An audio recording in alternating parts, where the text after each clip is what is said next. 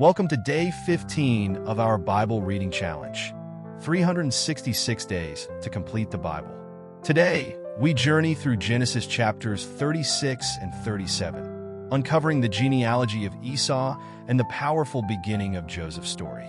In the New Testament, we explore Matthew 12 verses 1 to 21, where Jesus teaches about the Sabbath and fulfills prophecy as the chosen servant of God. In Genesis 36, we see the descendants of Esau, the brother of Jacob, who became the father of the Edomite nation. This chapter reminds us that while Jacob carried the covenant promise, God's plan still included all people. Moving into Genesis 37, we begin one of the most powerful stories in the Bible, the life of Joseph.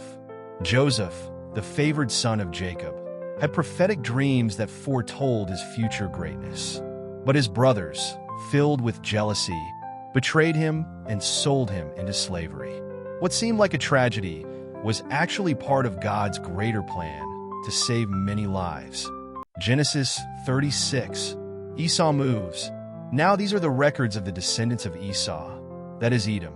Esau took his 3 wives from the daughters of Canaan: Adah the daughter of Elon the Hittite, and Oholibamah the daughter of Anna, the son of Zibeon the Hivite, and Basemath, Ishmael's daughter, sister of Nebaioth. Adah bore Eliphaz to Esau, and Basemath bore Ruel, and Oholibamah bore Jush, Jalem, and Korah.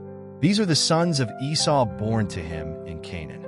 Now Esau took his wives and his sons and his daughters and all the members of his household, and his livestock and all his cattle and all his possessions which he had acquired in the land of Canaan.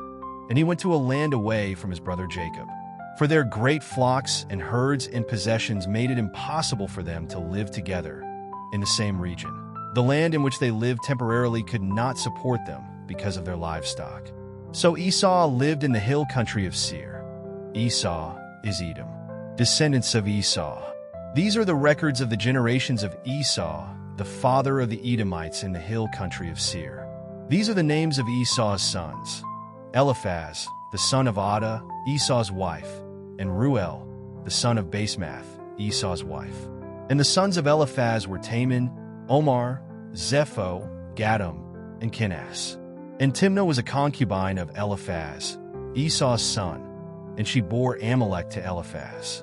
These are the sons of Adah, Esau's wife. These are the sons of Ruel: Nahath, Zerah, Shammah, and Mizah. These are the sons of Basemath, Esau's wife. And these are the sons of Oholibamah, Esau's wife, the daughter of Anna, the son of Zibeon. She bore to Esau Jush, Jalem, and Korah. These are the tribal chiefs of the sons of Esau. The sons of Eliphaz, the firstborn of Esau, chiefs Taman, Omar, Zepho, Kenaz, Korah, Gatam, and Amalek. These are the chiefs of Eliphaz in the land of Edom. They are the sons of Adah. These are the sons of Ruel, Esau's son, chiefs Nahath, Zerah, Shammah, Mizah. These are the chiefs of Ruel in the land of Edom. They are the sons of Basemath, Esau's wife. These are the sons of Oholibamah, Esau's wife, chiefs Jush, Jalem, and Korah. These are the chiefs born of Oholibamah, daughter of Anna, Esau's wife. These are the sons of Esau, that is Edom, and these are their chiefs. These are the sons of Seir the Horite, the inhabitants of the land: Lotan, Shobal, Zibeon, Anna, Dishan, Ezer, and Dishon. These are the chiefs of the Horites, the sons of Seir in the land of Edom. The sons of Lotan are Hori and Hemam, and Lotan's sister is Timnah. The sons of Shobal are these: Alvin, Manahath, Ebal, Shepho, and Onam. These are the sons of Zibeon: Aiah and Anna. This is the Anna who found the hot springs in the wilderness as he pastured the donkeys of Zibeon his father. The children of Anna are these: Dishan and Oholibamah, Esau's wife, the daughter of Anna. These are the sons of Dishan: Hemdan, Eshban, Ithran, and Cheran. Ezer's sons are these: Bilhan, Zavan, and Akan. The sons of Dishon are these: Uzi and Aaron. The Horite chiefs are these: chiefs Lotan, Shobal, Zibeon, Anna, Dishan, Ezer, Dishon. These are the Horite chiefs, according to their various clans in the land of Seir. And these are the kings who reigned in the land of Edom before any king reigned over the Israelites. Bela the son of Beer reigned in Edom, and the name of his city was Dinhabah. Now Bela died, and Jobab the son of Zerah of Bozrah reigned as his successor. Then Jobab died, and Husham of the land of the Temanites reigned as his successor. And Husham died, and Hadad the son of Bedad, who defeated Midian in the country of Moab, reigned as his successor. The name of his walled city was Avith. Hadad died, and Samlah of Misrekah succeeded him. Then Samlah died, and Shaul of Rehoboth on the river Euphrates reigned as his successor. And Shaul died, and Baalhanan son of Achbor reigned as his successor. Baalhanan the son of Achbor died, and then Hadar reigned as his successor. His walled city was Pau. His wife's name was Mehetabel the daughter of Matred, the daughter of Mezahab. And these are the names of the tribal chiefs of Esau, according to their families and places of residence, by their names. Chiefs Timnah, Alva, Jetheth, Oholibamah, Elah, Pinion, Kenaz, Taman, Mibzar, Magdiel, and Eram. These are the tribal chiefs of Edom, that is, of Esau the father of the Edomites, according to their dwelling places in the land of their possession. Genesis 37. Jacob lived in the land where his father Isaac had been a stranger, a sojourner in the land of Canaan. This is the history of the descendants of Jacob and the generations to come. When Joseph was 17 years old, he was pasturing the flock with his brothers while still a youth, along with the sons of Bilhah and Zilpah, his father's secondary wives. Joseph brought back a bad report about them to their father. Now Israel loved Joseph more than all his children because he was the son of his old age, and he made him a distinctive, multicolored tunic. His brothers saw that their father loved Joseph more than all of them, so they hated him and could not say a kind or peaceful word to him. Now Joseph had a dream, and when he told it to his brothers, they hated him even more. He said to them, "Please listen to this dream which I have had. We were binding sheaves in the field, and behold, my sheaf stood upright and remained standing, and your sheaves gathered around my sheaf and bowed down." His brothers said to him, "Are you actually going to reign over us? Or are you really going to rule and govern us?" So they hated him even more for his dreams and for his words. But Joseph dreamed still another dream and told it to his brothers as well. He said, "See here, I have again dreamed a dream, and this time the sun and the moon and 11 stars bowed down to me." He told it to his father as well as his brothers. But his father rebuked him and said to him, "What is the meaning of this dream that you have dreamed? Shall I and your mother and your brothers actually come to bow down to the ground before you?" His brothers were envious and jealous of him, but his father kept the words in mind, wondering about their meaning. Then his brothers went to pasture their father's flock near Shechem. Israel said to Joseph, "Are not your brothers pasturing the flock at Shechem? Come, and I will send you to them." And he said, "Here I am, ready to obey you." Then Jacob said to him, "Please go and see whether everything is all right with your brothers and with the flock, and bring back word to me." So he sent him from the Hebron valley, and he went to Shechem. Now a certain man found Joseph wandering around and lost in the field. And the man asked him, "What are you looking for?" He said, "I am looking for my brothers. Please tell me where they are pasturing our flocks." Then the man said, "They have moved on from here. I heard them say, 'Let us go to Dothan.'" So Joseph went after his brothers and found them at Dothan. When they saw him from a distance, even before he came close to them, they plotted to kill him. They said to one another, "Look, here comes this dreamer. Now then, come and let us kill him and throw him into one of the pits. And then we will say, 'A wild animal killed and devoured him,' and we shall see what will become of his dreams." But Reuben heard this and rescued him from their hands by saying, "Let us not take his life."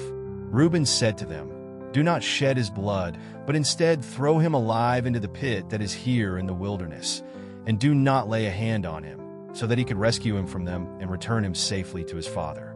Now when Joseph reached his brothers, they stripped him of his tunic, the distinctive multicolored tunic which he was wearing. Then they took him and threw him into the pit. Now the pit was empty, and there was no water in it. Then they sat down to eat their meal. When they looked up, they saw a caravan of Ishmaelites coming from Gilead, with their camels bearing gum, balm, and myrrh, going on their way to carry them down to Egypt. Judah said to his brothers, "What do we gain if we kill our brother and cover up his blood? Come, let us instead sell him to these Ishmaelites and not lay our hands on him, because he is our brother, our own flesh." So his brothers listened to him and agreed. Then, as the Midianite traders passed by, the brothers pulled Joseph up and lifted him out of the pit, and they sold him to the Ishmaelites for 20 shekels of silver. And they took Joseph to Egypt. Now Reuben, unaware of what had happened, returned to the pit, and when he saw that Joseph was not there, he tore his clothes in grief. He returned to his brothers and said, "The boy is not there, and as for me, where shall I go to hide from my fathers?" Then they took Joseph's tunic, slaughtered a male goat, and dipped the tunic in the blood. They brought the multicolored tunic to their father, saying, "We have found this. Please examine it and decide whether it is your son's tunic or not." He recognized it and said, "It is my son's tunic. A wild animal has devoured him. Joseph has without doubt been torn to pieces." So Jacob tore his clothes in grief, put on sackcloth, and mourned many days for his son. All his sons and daughters tried to comfort him, but he refused to be comforted, saying, "I will go down to Sheol mourning for my son." And his father wept for him. Meanwhile, the Midianites sold Joseph in Egypt to Potiphar, an officer of Pharaoh and the captain of the royal guard. In Matthew 12, we see a powerful lesson from Jesus about the true meaning of the Sabbath. The Pharisees accused Jesus' disciples of breaking the Sabbath law by picking grain to eat. But Jesus reminded them that he is Lord of the Sabbath, teaching that God desires mercy over sacrifice. He then healed a man with a withered hand, showing that compassion and healing are always more important than rigid traditions. In verses 15 to 21, Jesus fulfills the prophecy of Isaiah, revealing himself as God's chosen servant, a gentle, compassionate Savior who will bring justice to all nations. Matthew 12 verses 1 to 21. At that particular time, Jesus went through the grain fields on the Sabbath, and his disciples were hungry and began to pick the heads of grain and eat them. But when the Pharisees saw this, they said to him, "Look, your disciples are doing what is unlawful on the Sabbath." But Jesus said to them, "Have you not read what David did when he was hungry, he and those who were with him? How he went into the house of God, and they ate the consecrated bread, which was not lawful for him to eat, nor for those with him, but for the priests only? Or have you not read in the law that on the Sabbath, the priests in the temple break the Sabbath and yet are innocent? But I tell you that something greater than the temple is here. And if you had only known what this statement means, 'I desire compassion for those in distress and not sacrifice,' you would not have condemned the innocent. For the Son of Man is Lord of the Sabbath." Leaving that place, he went into their synagogue. A man was there whose hand was withered. And they asked Jesus, "Is it lawful and permissible to heal on the Sabbath?" They asked this so that they might accuse him and bring charges against him. But he said to them, "What man among you, if he has only one sheep, and it falls into a pit on the Sabbath, will not take hold of it and lift it out? How much more valuable, then, is a man than a sheep? So it is lawful and permissible to do good on the Sabbath." Then he said to the man, "Stretch out your hand." The man stretched it out, and it was restored as normal and healthy as the other. But the Pharisees went out and conspired against him, discussing how they could destroy him. But Jesus, aware of this, withdrew from there. Many followed him, and he healed them all, and he warned them not to tell publicly who he was. This was to fulfill what was spoken by the prophet Isaiah. "Behold, my servant whom I have chosen, my beloved in whom my soul delights.